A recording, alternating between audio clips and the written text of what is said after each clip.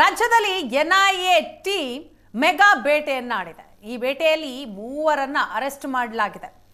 ರಾಷ್ಟ್ರೀಯ ತನಿಖಾ ದಳದ ಅಧಿಕಾರಿಗಳು ಮೂವರನ್ನ ಅರೆಸ್ಟ್ ಮಾಡಿದ್ದಾರೆ.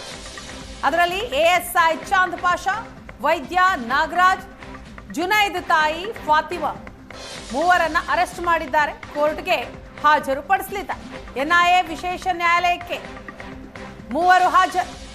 ಉಗ್ರ ನಾಸೀರ್ ಜೊತೆ ಸಂಪರ್ಕದಲ್ಲಿದ್ದಂತಹ ಮೂವರು, ಮಾಹಿತಿಯ ಆಧಾರದ ಮೇಲೆ ಕಾರ್ಯಾಚರಣೆ ನಡೆಸಿದಂತಹ ಎನ್ಐಎ ಟೀಮ್ ಮೂವರನ್ನ ಅರೆಸ್ಟ್ ಮಾಡಿದೆ. ಇವರನ್ನ ಕಸ್ಟಡಿಗೆ ಪಡೆಯೋದಿಕ್ಕೆ ಕೋರ್ಟ್ಗೆ ಕರೆತರಲಾಗಿದೆ. ಈ ಮೂವರನ್ನು ಕೂಡ ಕೋರ್ಟ್ಗೆ ಕರೆತಂದಿದ್ದಾರೆ. ನ್ಯಾಯಾಧೀಶರ ಮುಂದೆ ಹಾಜರುಪಡಿಸಿದ್ದಾರೆ. ಎಎಸ್ಐ ಚಾಂದ್ ಪಾಷಾ, ವೈದ್ಯ ನಾಗರಾಜ್ ಹಾಗೂ ಜುನೈದ್ ತಾಯಿ ಫಾತಿಮಾ. ಜುನೈದ್ ಈಗಾಗಲೇ ವಿದೇಶದಲ್ಲಿ ತಲೆಮರೆಸಿಕೊಂಡಿದ್ದಾನೆ. ಆತನಿಗೆ ಇಲ್ಲಿಂದಲೇ ಇನ್ಫಾರ್ಮೇಶನ್ ಕೊಡ್ತಾ ಇದ್ದಂತಹ ತಾಯಿ ಫಾತಿಮಾ, ಆಕೆಯನ್ನು ಕೂಡ ಅರೆಸ್ಟ್ ಮಾಡಿದ್ದಾರೆ ಎನ್ಐಎ ಅಧಿಕಾರಿಗಳು. ಈಗ ಮೂವರನ್ನು ಕೋರ್ಟ್ಗೆ ಹಾಜರುಪಡಿಸಿದ್ದಾರೆ. ಈ ಮೂವರು ಕೂಡ ಉಗ್ರ ನಾಸೀರ್ ಜೊತೆ ಸಂಪರ್ಕದಲ್ಲಿದ್ರು ಅನ್ನುವಂತಹ ಮಾಹಿತಿ ಹಿನ್ನೆಲೆಯಲ್ಲಿ ನಡೆದಂತಹ ಕಾರ್ಯಾಚರಣೆ ಇದು.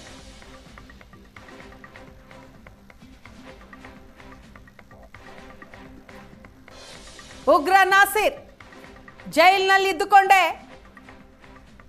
ಉಗ್ರ ಚಟುವಟಿಕೆಗಳನ್ನ ಪ್ಲಾನ್ ಮಾಡ್ತಾ ಇದ್ದ. ದಕ್ಷಿಣ ಭಾರತದಲ್ಲಿ ಸ್ಫೋಟ ಮಾಡಬೇಕು ಅಂತ ಸ್ಕೆಚ್ ಹಾಕ್ತಾ ಇದ್ದ. ಇದಕ್ಕೆ ಆತ ಬಳಸ್ಕೊಳ್ತಾ ಇದ್ದದ್ದು ಯುವಕರನ್ನ. ಈತನ ಸಂಪರ್ಕದಲ್ಲಿ ಈ ಮೂವರು ಇದ್ರು ಅನ್ನುವಂತ ಹಿನ್ನೆಲೆಯಲ್ಲಿ ಈಗ ಇವರನ್ನ ಅರೆಸ್ಟ್ ಮಾಡಲಾಗಿದೆ. ಈ ಬಗ್ಗೆ ಮಾಹಿತಿಯನ್ನ ಕೊಡ್ತಾರೆ ನಮ್ಮ ಪ್ರತಿನಿಧಿ ರಮೇಶ್. ಇದೀಗ ನಮ್ಮ ಜೊತೆ ಸಂಪರ್ಕದಲ್ಲಿದ್ದಾರೆ. ರಮೇಶ, ರಾಷ್ಟ್ರೀಯ ತನಿಖಾ ದಳದ ಮಹತ್ವದ ಕಾರ್ಯಾಚರಣೆ ಇದು. ಉಗ್ರ ಟಿ ನಾಸೀರ್ನ ಸಂಪರ್ಕದಲ್ಲಿದ್ರು ಅನ್ನುವಂತ ಹಿನ್ನೆಲೆಯಲ್ಲಿ ಮೂವರನ್ನ ಈಗ ಅರೆಸ್ಟ್ ಮಾಡಿದ್ದಾರೆ. ಕೋರ್ಟ್ಗೂ ಕೂಡ ಹಾಜರುಪಡಿಸಿದ್ದಾರೆ. ಸೊ ಈ ಮೂವರ ವಿರುದ್ಧ ಇರುವಂತಹ ಆರೋಪಗಳು ಏನು, ಜೊತೆಗೆ ಈಗ ಎಷ್ಟು ದಿನ ಇವರನ್ನ ಕಸ್ಟಡಿಗೆ ಪಡೆದುಕೊಳ್ಳಬಹುದು?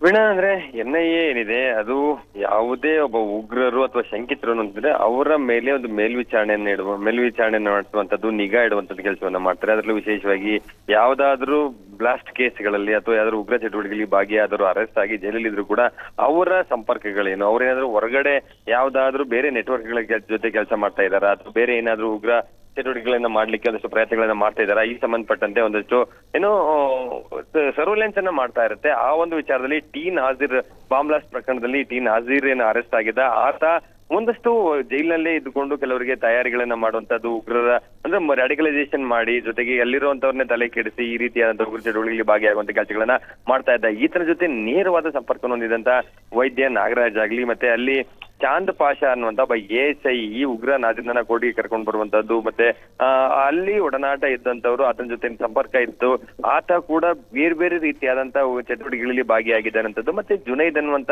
ಪ್ರಮುಖ ಒಬ್ಬ ಶಂಕಿತ ಉಗ್ರ ಏನು ತಲೆಮರೆಸ್ಕೊಂಡು ವಿದೇಶದಲ್ಲಿದ್ದಾನೆ. ಆ ಜುನೈದ್ನ ತಾಯಿ ಏನು ಅನಿಶಾ ಫಾತಿಮಾ ಇದ್ದಾರೆ. ಇವರು ಎಲ್ಲ ರೀತಿಯಾದಂತಹ ಒಂದಷ್ಟು ಅಕ್ರಮ ಚಟುವಟಿಕೆಗಳಲ್ಲಿ ಭಾಗಿಯಾಗಿರುವಂತದ್ದು. ನಾಗರಾಜ್ ಪವಿತ್ರ ಅನ್ನುವಂತ ಸಹಾಯಕಿಯನ್ನ ಇಟ್ಕೊಂಡು 10,000 ಮೊಬೈಲ್ನ, 10,000 ಬೆಲೆ ಬಾಳುವ ಮೊಬೈಲ್ ಅನ್ನ 50,000ಕ್ಕೆ 60,000ಕ್ಕೆ ಒಳಗಿರುವಂತ ಉಗ್ರರಿಗೆ ಮತ್ತೆ ಬೇರೆ ಬೇರೆ ಅಕ್ರಮ ಒಳಗೋದಂತವರಿಗೆ ಮಾರಾಟ ಮಾಡುವಂತದ್ದಾಗ್ಲಿ. ಜೊತೆಗೆ ಚಾಂದ್ ಪಾಷಾ ಕೂಡ ಈ ಹಣದ ವಿಚಾರವನ್ನ, ಜುನೈದ್ ತಾಯಿ ಹಣವನ್ನೇ ತರ್ತಾ ಇದ್ರು ಅಥವಾ ಹಣವನ್ನ ಹೊಂಚ್ತಾ ಇದ್ರು, ಅದನ್ನ ತೆಗೆದುಕೊಂಡು ಹೋಗಿ ಟಿ ನಾಸೀರಿಗೆ ಕೊಡುವಂತದ್ದು, ಮತ್ತೆ ಈ ರೀತಿಯಾದಂತ ಒಂದು ಮೊಬೈಲ್ ನ ಸಿಮ್ ಕಾರ್ಡ್ಗಳನ್ನ ಕೊಡುವಂತದ್ದು, ಬೇರೆ ಬೇರೆ ರೀತಿ ಟಿ ನಾಸೀರ್ ಒಳಗಡೆ ಇಲ್ಲ ಒಂದ್ ಕಡೆ ಒಂದ್ ರೀತಿಯಲ್ಲಿ ಉಗ್ರರ ತಯಾರಿಯನ್ನ ಮಾಡುವಂತ ಕೆಲಸಗಳೇನ್ ಮಾಡ್ತಾ ಇದ್ದ. ಅದಕ್ಕೆ ಎಲ್ರು ಕೂಡ ಇವರು ಸಪೋರ್ಟ್ ಆಗಿ ನಿಂತಿದ್ರು ಅನ್ನುವಂಥದ್ದು, ಇದೆಲ್ಲವೂ ಕೂಡ ಗೊತ್ತಿದ್ದು ಕೂಡ ಈ ರೀತಿಯಾದ ಚಟುವಟಿಕೆಗೆ ಸಪೋರ್ಟ್ ಅನ್ನ ಮಾಡಿದ್ದಾರೆ ಅಂತದ್ದು ಕೂಡ ವಿಚಾರ ಇರುವಂತದ್ದು. ಅದ್ರ ಜೊತೆಗೆ ಬೇರೆ ಬೇರೆ ರೀತಿಯಾದಂತಹ ಒಂದಷ್ಟು ಸಂಪರ್ಕಗಳನ್ನ ಹೊಂದಿದ್ದಾರೆ. ಮತ್ತೆ ಅದಕ್ಕೆ ಸಂಬಂಧಪಟ್ಟಂತೆ ಹಣವನ್ನ ಪಡ್ಕೊಂಡಿರುವಂತದ್ದು, ಹೊರಗಿರುವಂತ ಹಲವರ ಜೊತೆ ಸಂಪರ್ಕವನ್ನು ಹೊಂದಿ ಟಿ ನಾಸೀರ್ ಅವರಿಗೆ ಮಾಹಿತಿಯನ್ನು ನೀಡುವಂತದ್ದು, ಈ ರೀತಿಯಾದಂತ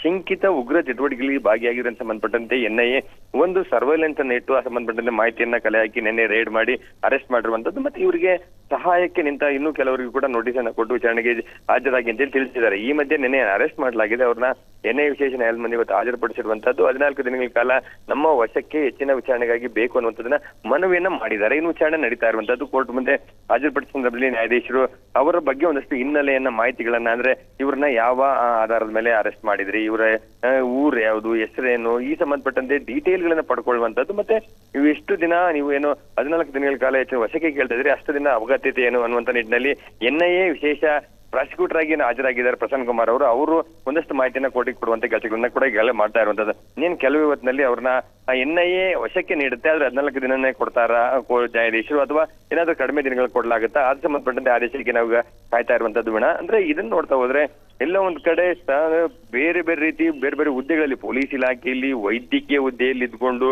ಜೊತೆಗೆ ಈ ರೀತಿಯಾಗಿ ತಮ್ಮ ಕುಟುಂಬಸ್ಥರು ಯಾರು ಈ ರೀತಿ ಆರೋಪಗಳು ಬಂದ ಸಂದರ್ಭದಲ್ಲಿ ಅವರಿಗೆ ಸಪೋರ್ಟ್ ಮಾಡ್ಲಿಕ್ಕೆ ನಿಂತ ಅನಿಶಾ ಫಾತಿಮಾ ಅಂತ ಉಗ್ರರ ಚಟುವಟಿಕೆಗಳಲ್ಲಿ ಸಪೋರ್ಟ್ ಆಗಿ ನಿಂತವರ ವಿಚಾರದಲ್ಲಿ NIA ಒಂದಿಷ್ಟು ರೀತಿ ಗುಪ್ತ ಕಾರ್ಯಾಚರಣೆಯನ್ನ ಮಾಡಿ ಅವ್ರನ್ನ ಅರೆಸ್ಟ್ ಮಾಡಿರುವಂತದ್ದು. ಮತ್ತೆ ಈ ಒಂದು ಪ್ರಕರಣದ ತನಿಖೆ ಮುಂದುವರೆದಂತೆ ಹೋದಲ್ಲಿ ಇನ್ನೂ ಕೆಲವರು ಈ ಒಂದು ಕಾಲದಲ್ಲಿ ಬೀಳುವಂತಹ ಸಾಧ್ಯತೆಗಳು ಮೇಲ್ನೋಟಕ್ಕೆ ಕಂಡು ಬರ್ತಾ ಇದೆ ವೀಣಾ. ಅಂದ್ರೆ ರಮೇಶ್, ಇವರೆಲ್ಲರ ಬ್ರೈನ್ ವಾಶ್ ಮಾಡಿರೋದ್ರ ಹಿಂದೆ ನಾಜೀರ್ ಅವನ ಕೈವಾಡ ಇದೆ ಅನ್ನುವಂತಹ ಶಂಕೆ. ಅಂತಂದ್ರೆ ಯುವಕರ ಟೀಮನ್ನೇ ಆತ ಟಾರ್ಗೆಟ್ ಮಾಡ್ಕೋತಾ ಇದ್ದ, ಅವರನ್ನೇ ಆತ ಉಗ್ರ ಚಟುವಟಿಕೆಗಳಿಗೆ ಮನವೊಲಿಸಿ ಬ್ರೈನ್ ವಾಶ್ ಮಾಡಿ ತದನಂತರ ತನಗೆ ಹೇಗೆ ಬೇಕೋ ಹಾಗೆ ಬಳಸ್ಕೊಡ್ತಾ ಇದ್ದ. ಸೊ ಅವರ ಸಂಪರ್ಕಕ್ಕೆ ಈ ಮೂವರು ಕೂಡ, ಅದು ಪೊಲೀಸ್ ಸಿಬ್ಬಂದಿಗಳೇ ಇದರಲ್ಲಿ ಭಾಗಿಯಾಗಿದ್ದಾರೆ ಅಂತಂದ್ರೆ, ASI ಚಾಂದ್ ಪಾಷಾ ಕೂಡ ಇದರಲ್ಲಿ ಭಾಗಿಯಾಗಿದ್ದಾರೆ ಅಂತಂದ್ರೆ, ಸೊ ಯಾವ ರೀತಿ ಬ್ರೈನ್ ವಾಶ್ ಮಾಡಿರ್ಬೋದಲ್ವಾ ಈತ? ಖಂಡಿತ ವೀಣಾ. ಅಂದ್ರೆ ಈ ಜುನೈದ್ ಅನ್ನುವಂತ ಏನು ಆರೋಪಿ ಇದ್ದಾನೆ, ಈಗ ತಲೆಮರೆಸ್ಕೊಂಡಿದ್ದಾನೆ, ವಿದೇಶಕ್ಕೆ ಹಾರಿ ಹೋಗಿ. ಈತ RT ನಗರ ಮೂಲದವನು. ಈತ ಕೂಡ 2019ರಲ್ಲಿ ಯಾವುದೋ ಒಂದು ಪ್ರಕರಣದಲ್ಲಿ ಜೈಲಿಗೆ ಹೋದಂತ ಸಂದರ್ಭದಲ್ಲಿ ಆಗ ನಾಸೀರ್ನ ಸಂಪರ್ಕಕ್ಕೆ ಸಿಗ್ತಾನೆ. ಕೇವಲ ಜುನೈದ್ ಮಾತ್ರ ಅಲ್ಲ, ಜುನೈದ್ನ ಜೊತೆ ಹೋಗಿದ್ದಂತ ಇತರೆ ಏನು ಸಹ ಆರೋಪಿಗಳಿದ್ರು ಅವರೆಲ್ಲರೂ ಕೂಡ ನಾಸೀರ್ನ ಸಂಪರ್ಕಕ್ಕೆ ಸಿಗ್ತಾರೆ. ಅಲ್ಲಿ ನಾಸೀರ್ ಇವರೆಲ್ಲರೂ ಕೂಡ ಅಂದ್ರೆ ಒಂದು 20-25 ವರ್ಷದ ಒಳಗಿನ ಯುವಕರನ್ನ ಮತ್ತೆ ಅವರ ಒಂದು ಧರ್ಮದ ವಿಚಾರದಲ್ಲಿ ಅವ್ರಿಗೆ ತಲೆಗೆ ತುಂಬಿ ರ್ಯಾಡಿಕಲೈಸೇಷನ್ ಮಾಡಿ ಅವ್ರನ್ನ ದೇಶ ವಿರೋಧಿ ಕೃತ್ಯಗಳಿಗೆ ಬಳಕೆ ಮಾಡುವಂತ ರೀತಿ ಬ್ರೈನ್ ವಾಶ್ ನ ಮಾಡ್ತಾರೆ. ಅವ್ರು ಬ್ರೈನ್ ವಾಶ್ ಆದ್ರೂ ಅನ್ನುವಂಥದ್ದಾದ್ರೆ ಅವ್ರನ್ನ ಬೇರೆ ಬೇರೆ ಉಗ್ರ ಚಟುವಟಿಕೆಗಳನ್ನ ಮಾಡ್ಲಿಕ್ಕೆ ಒಂದಷ್ಟು ವೆಪನ್ ಆಗಿ ಬಳಕೆ ಮಾಡ್ಕೊಳ್ತಾರೆ. ಅಂದ್ರೆ ಹೊರಗಡೆ ಹೋದ ನಂತರ ಯಾರನ್ನ ಭೇಟಿ ಮಾಡ್ಬೇಕು, ಎಲ್ಲಿ ಯಾರನ್ನ ಹಣವನ್ನ ಪಡಿಬೇಕು, ಎಲ್ಲಿ ಬ್ಲಾಸ್ಟ್ ಆಗುವಂತ ಎಕ್ಸ್ಪ್ಲೋಸಿವ್ ಗಳನ್ನ ಪಡ್ಕೊಳ್ಬೇಕು, ಎಲ್ಲೆಲ್ಲಿ ಅವ್ರು ಬೇರೆ ಈ ರೀತಿಯಾದಂತಹ ವಿಧ್ವಂಸಕ ಕೃತ್ಯಗಳನ್ನ ಮಾಡಬೇಕು ಅನ್ನೋದು ಎಲ್ಲವನ್ನೂ ಕೂಡ ನಾಸೀರ್ ಒಳಗಡೆ ಆತ ತಯಾರಿಗಳನ್ನ ಮಾಡ್ತಾ ಇದ್ದ. ಆ ರೀತಿಯಾದ ತಯಾರಾದಂತ ಒಬ್ಬ ರ್ಯಾಡಿಕಲೈಸ್ ಇರುವಂತಹ ವ್ಯಕ್ತಿ ಅಂತ ಜುನೈದ್ನ ರೀತಿ ಹಲವರು ಕೂಡ ಆತನಿಂದ ತಯಾರಿಗಳು ಒಳಗೆ ಬಂದಿದ್ರು. ಕೆಲವರು ಅರೆಸ್ಟ್ ಆಗಿ ಜೈಲಿನಲ್ಲಿ ಇದ್ದಾರೆ, ಇನ್ನು ಕೆಲವರು ಜುನೈದ್ನಂತೆ ಕೆಲವರು ಹೊರಗಡೆ ತಿರುಗಾಡ್ತಿದ್ದಾರೆ. ಅಂತಹ ಜುನೈದ್ ವಿದೇಶಕ್ಕೆ ಹೋಗಿ ಅಲ್ಲಿಲ್ಲೂ ಹಣವನ್ನ ಕಲೆಕ್ಟ್ ಮಾಡ್ಕೊಳ್ಳುವಂತದ್ದು, ತಾಯಿ ಮೂಲಕ ಮತ್ತೆ ವಾಪಸ್ ಕಳಿಸುವಂತದ್ದು, ಆ ಹಣ ಮತ್ತೆ ಅದೇ ನಾಸೀರ್ ಬಳಕೆ ಮಾಡಿಕೊಂಡು ಮತ್ತೊಂದಷ್ಟು ಈ ರೀತಿಯ ಉಗ್ರನ ತಯಾರು ಮಾಡುವಂತ ಕೆಲಸಗಳನ್ನು ಮಾಡ್ತಾ ಇದ್ದಾರೆ.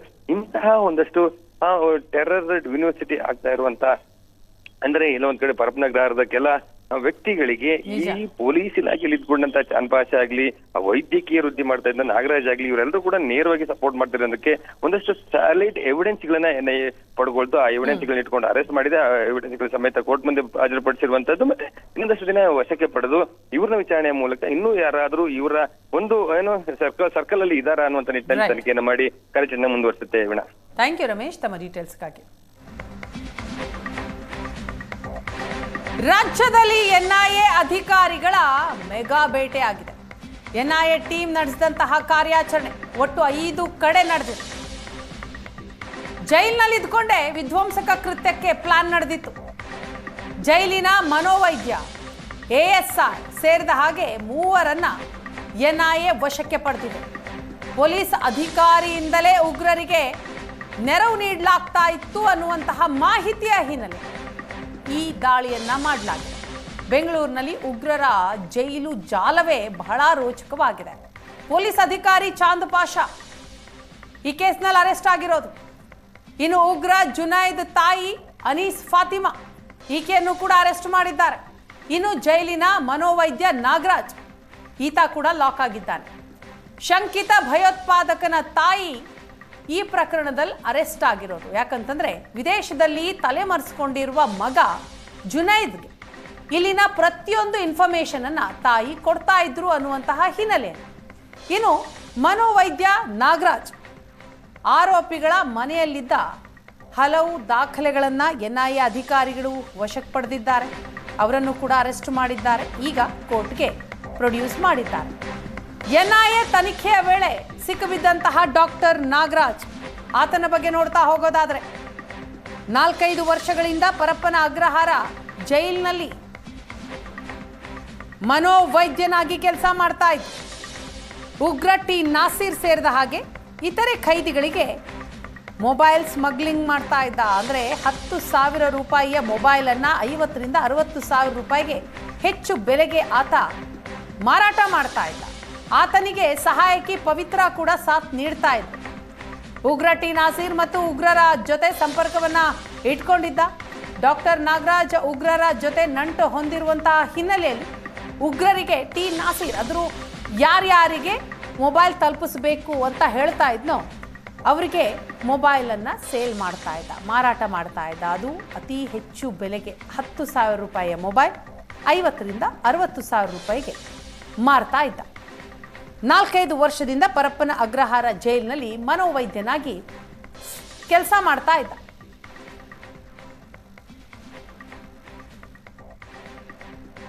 NIA ಇಂದ ASI ಚಾಂದ್ ಪಾಷಾ ವಿಚಾರಣೆ ಆಗುತ್ತೆ. ಉಗ್ರ ಟಿ ನಾಸೀರ್ ಜೊತೆ ಈತ ಕೂಡ ನಿರಂತರ ಸಂಪರ್ಕದಲ್ಲಿದ್ದ ಅನ್ನುವಂತ ಹಿನ್ನೆಲೆಯಲ್ಲಿ ಬೆಂಗಳೂರು ಸರಣಿ ಸ್ಫೋಟ ಪ್ರಕರಣ. ಈ ಪ್ರಕರಣದಲ್ಲಿ ಉಗ್ರ ನಾಸೀರ್ ಮಾಸ್ಟರ್ ಮೈಂಡ್, ಭಯೋತ್ಪಾದನೆಯ ಬಗ್ಗೆ ಉಗ್ರ ನಾಸೀರ್ ಮಾಸ್ಟರ್ ಮೈಂಡ್ ಆಗಿದ್ದ. 2022ರಿಂದ ನಾಸೀರ್ ಪರ ASI ಪಾಷಾ ಕೆಲಸ ಮಾಡಿದ್ದಾನೆ ಅಂತ ಮಾಹಿತಿ ಇದೆ. NIA ವಿಚಾರಣೆಯ ಸಂದರ್ಭದಲ್ಲಿ ಈತನ ಬಗ್ಗೆ ಮಾಹಿತಿ ಸಿಕ್ಕಿದೆ. ಹಾಗಾಗಿ ASI ಚಾಂದ್ ಪಾಷಾನನ್ನ ಅರೆಸ್ಟ್ ಮಾಡಿದ್ದಾರೆ NIA ಅಧಿಕಾರಿಗಳು. 2022ರಿಂದ ಟಿ ನಾಸೀರ್ ಜೊತೆ ಇದ್ದಾನೆ, ಆತನ ಪರವಾಗಿ ಕೆಲಸ ಮಾಡ್ತಾ ಇದ್ದಾನೆ. ನಾಸೀರ್ನನ್ನ ಜೈಲಿನಿಂದ ಯಾವ್ಯಾವ ಕೋರ್ಟ್ಗೆ ಕರೆದೊಯ್ಯಲಾಗ್ತಾ ಇದೆ ಅನ್ನೋದರ ಪ್ರತಿಯೊಂದು ಇನ್ಫಾರ್ಮೇಶನ್ ಅನ್ನ ಈತ ಟಿ ನಾಸೀರ್ಗೆ ಕೊಡ್ತಾ ಇದ್ದಂತೆ. ಟಿ ನಾಸೀರ್ ಸೇರಿದ ಹಾಗೆ ಆತನಿಗೆ ಸಂಪರ್ಕ ಇರುವ ಸಂಘಟನೆಗಳ ಸದಸ್ಯರಿಗೂ ಕೂಡ ಈತ ಮಾಹಿತಿಯನ್ನ ನೀಡ್ತಾ ಇದ್ದಂತೆ. ಭಯೋತ್ಪಾದನೆಯ ಬಗ್ಗೆ ಉಗ್ರ ಟಿ ನಾಸೀರ್ ಎಲ್ಲರ ಬ್ರೈನ್ ವಾಶ್ ಮಾಡಿದ್ದಾನಂತೆ. ಆತ ಹೇಳಿದ ಕೆಲಸಗಳನ್ನ ನೀಟಾಗಿ ಮಾಡಿ ಮುಗಿಸ್ತಾ ಇದ್ರು ಇವರು. ಆ ಆರೋಪದ ಹಿನ್ನೆಲೆಯಲ್ಲಿ NIA ಅರೆಸ್ಟ್ ಮಾಡಿದೆ. ಜನರನ್ನ ಉಗ್ರ ಚಟುವಟಿಕೆಗಳಿಗೆ ಪ್ರಚೋದನೆ ಕೊಡೋದು, ಅವರನ್ನು ಬಳಕೆ ಮಾಡಿಕೊಳ್ಳೋದು, ಜೈಲಿನಲ್ಲಿ ಇದ್ದುಕೊಂಡೇ ಎಲ್ಲ ರೀತಿಯ ಪ್ಲಾನ್ಗಳನ್ನು ಮಾಡ್ಕೊಳ್ಳೋದು ಟಿ ನಾಸೀರ್ನ ಕೆಲಸ. ಯುವಕರನ್ನೇ ಟಾರ್ಗೆಟ್ ಮಾಡ್ತಾ ಇದ್ದ. ಅದಕ್ಕೆ ಬಳಕೆ ಮಾಡಿಕೊಂಡಿದ್ದು ASI ಚಾಂದ್ ಪಾಷಾನನ್ನು.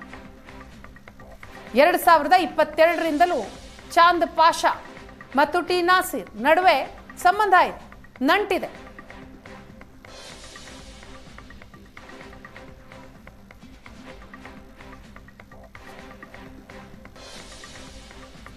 ಎರಡು 2008ರ ಸರಣಿ ಬಾಂಬ್, ಮಂಗಳೂರು ಕುಕ್ಕರ್ ಬಾಂಬ್ ಸೇರಿದ ಹಾಗೆ ಅನೇಕ ಉಗ್ರ ಚಟುವಟಿಕೆಗಳು.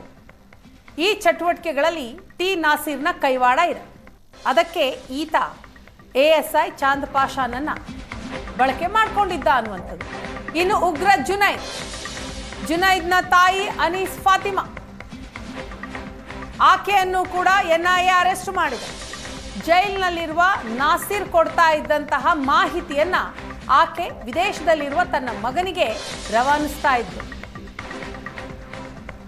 ಪ್ರಕರಣ ಏನಾಗ್ತಾ ಇದೆ, ಈ ಪ್ರಕರಣಕ್ಕೆ ಸಂಬಂಧಪಟ್ಟ ಹಾಗೆ ಆಗಾಗ ಕೋರ್ಟ್ಗೆ ಕೂಡ ನಾಸೀರ್ ಹೋಗ್ತಾ ಇದ್ದ. ಕೋರ್ಟ್ ಮಾಹಿತಿ ಎಲ್ಲವನ್ನು ಅನಿಸಾ ಫಾತಿಮಾ ವಿದೇಶದಲ್ಲಿರುವ ಜುನೈದ್ಗೆ ನೀಡ್ತಾ ಇತ್ತು. ಈ ಮಾಹಿತಿಯ ಮೇರೆಗೆ ಆಕೆಯನ್ನು ಕೂಡ NIA ಟೀಮ್ ಅರೆಸ್ಟ್ ಮಾಡಿದೆ. ಈಗ ಕೋರ್ಟ್ಗೆ ಪ್ರೊಡ್ಯೂಸ್ ಮಾಡಿದ್ದಾರೆ. ಹೆಚ್ಚಿನ ವಿಚಾರಣೆಗಾಗಿ ಕಸ್ಟಡಿಗೆ ಕೇಳ್ತಾರೆ. ಬೆಂಗಳೂರು ಮತ್ತು ಕೋಲಾರದಲ್ಲಿ NIA ದಾಳಿಯಾಗಿರೋದು. ಭಟ್ರಹಳ್ಳಿ ಗ್ರಾಮದಲ್ಲಿ NIA ಟೀಮ್ ತನಿಖೆಯನ್ನ ನಡೆಸಿದೆ. ಅದರಲ್ಲಿ ಸತೀಶ್ ಗೌಡ ಉಗ್ರರಿಗೆ ನೆರವು ನೀಡ್ತಾ ಇದ್ದಂತೆ. ಈ ಹಿನ್ನೆಲೆಯಲ್ಲಿ ಈ ಮಾಹಿತಿಯನ್ನು ಪಡೆದುಕೊಂಡಂತಹ ಅಧಿಕಾರಿಗಳು ಸತೀಶ್ ಗೌಡ ವಾಸ ಇದ್ದಂತಹ ನಿವಾಸಕ್ಕೆ ಹೋಗ್ತಾರೆ. ಆತ ಏರ್ಟೆಲ್ನಲ್ಲಿ ಕೆಲಸ ಮಾಡ್ತಾ ಇದ್ದ.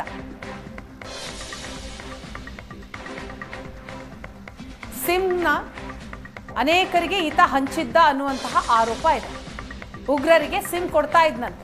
ಚಿಂತಾಮಣಿ ತಾಲೂಕಿನ ಸತೀಶ್ ಗೌಡನ್ಗಾಗಿ ಈಗ ಶೋಧ ನಡೆದಿದೆ. ಏರ್ಟೆಲ್ನಲ್ಲಿ ಕೆಲಸ ಮಾಡ್ತಾ ಇದ್ದ, ಹಾಗಾಗಿ ಉಗ್ರರಿಗೆ ಸಿಮ್ಸ್ ಅನ್ನ ಕೊಡ್ತಾ ಇದ್ದ. ಭಟ್ರಹಳ್ಳಿಯ ಪತ್ನಿ ಮನೆಯಲ್ಲೇ ಈತ ವಾಸ ಆಗಿದ್ದ. ಹಾಗಾಗಿ ಈ ಮಾಹಿತಿ ಪಡೆದಂತಹ ಅಧಿಕಾರಿಗಳು ರೇಡ್ ಮಾಡ್ತಾರೆ, ದಾಳಿ ನಡೆಸ್ತಾರೆ. ಆ ಸಂದರ್ಭದಲ್ಲಿ ಸತೀಶ್ ಗೌಡ ಇರಲ್ಲ, ಅಲ್ಲಿಂದ ಎಸ್ಕೇಪ್ ಆಗಿದ್ದಾರೆ. ಪತ್ನಿ ಮನೆಯಲ್ಲಿರ್ತಾರೆ. ಆಕೆಯನ್ನ ವಿಚಾರಣೆ ಮಾಡಿ, ಮನೆಯ ಪರಿಶೀಲನೆ ಮಾಡಿ, ತಪಾಸಣೆ ನಡೆಸಿ ವಾಪಸ್ ಹೋಗಿದ್ದಾರೆ. ಈಗ ಸತೀಶ್ ಗೌಡಗಾಗಿ ಶೋಧ ಕಾರ್ಯ ನಡೆದಿದೆ. ಎನ್ಐಎ ಎಂಟ್ರಿ ಆಗ್ತಾ ಇದ್ದ ಹಾಗೆ ಸತೀಶ್ ಎಸ್ಕೇಪ್ ಆಗಿದ್ದಾರೆ. ಲ್ಯಾಪ್ಟಾಪ್ನಲ್ಲಿದ್ದ ಫೋಟೋವನ್ನ ಎನ್ಐಎ ಟೀಮ್ ತೋರಿಸುತ್ತೆ. ಎನ್ಐಎ ಬಂದಾಗ ಸತೀಶ್ ಗೌಡ ಮನೆಯಲ್ಲೇ ಇದ್ನಂತೆ. ಪಕ್ಕದ ಮನೆಯವರಿಗೆ ಫೋಟೋ ತೋರಿಸಿದ ಎನ್ಐಎ. ಪಕ್ಕದ ಮನೆಯವರಿಗೆ ಫೋಟೋ ತೋರಿಸಿ ಆತನ ಬಗ್ಗೆ ಪ್ರಶ್ನೆಯನ್ನ ಕೇಳ್ತಾರೆ. ಎನ್ಐಎ ಬಂದಿದ್ದನ್ನ ಗಮನಿಸಿ ಸತೀಶ್ ಅಲ್ಲಿಂದ ಎಸ್ಕೇಪ್ ಆಗಿದ್ದಾನೆ. ಎನ್ಐಎ ಅಧಿಕಾರಿಗಳ ಮುಂದೆನೇ ಸತೀಶ್ ಎಸ್ಕೇಪ್ ಆಗಿರೋದಂತೆ. ಫೋನ್ ಸ್ವಿಚ್ ಆಫ್ ಮಾಡಿ ಈಗ ತಲೆಮರೆಸಿಕೊಂಡಿದ್ದಾನೆ. ಎನ್ಐಎ ಅಧಿಕಾರಿಗಳು ಆತನಿಗಾಗಿ ಶೋಧ ನಡೆಸಿದ್ದಾರೆ.